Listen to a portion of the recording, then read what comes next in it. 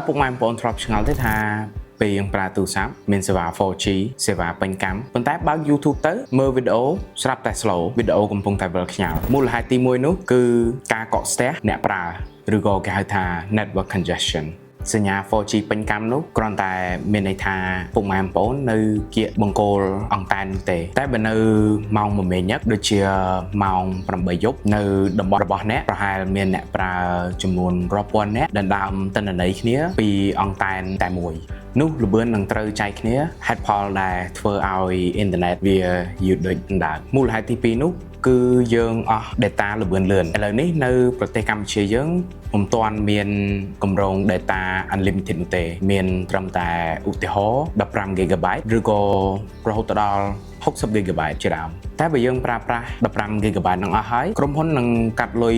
ក្នុងប្រព័ន្ធហើយបន្តបន្ថយល្បឿនព្រោះអ្នកពុំបានជាប់គម្រោង data ថ្មីឡើយទូរស័ព្ទយើងនៅតែបង្ហាញសញ្ញា 4G ប៉ុន្តែអញ្ចាំងក្រាស់ៗឬពេលយើងប្រើទូរស័ព្ទនៅជាន់ក្រោមដីវាអាចរារាំងគុណភាពរបស់ការផ្ទេរទិន្នន័យរបស់យើងបានសេវា 4G វា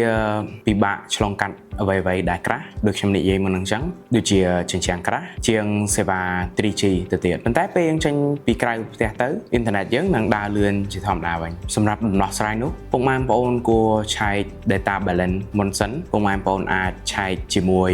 កម្មវិធីរបស់ក្រុមហ៊ុនឬក៏ពុកម៉ែបងប្អូនអាចចុចកូដឆែក balance បានបើពុកម៉ែបងប្អូនឆែក data ហើយនៅឃើញថា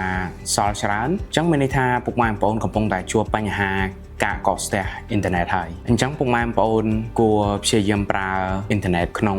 ក្រៅម៉ោង1ម៉ោងញឹកដើម្បីឲ្យការប្រើប្រាស់អ៊ីនធឺណិតរបស់យើងវាបាន smooth ហើយគ្មានបញ្ហាអញ្ចឹងវីដេអូថ្ងៃនេះមានតែប៉ុណ្្នឹងទេពុកម៉ែបងប្អូនខ្ញុំសង្ឃឹមថា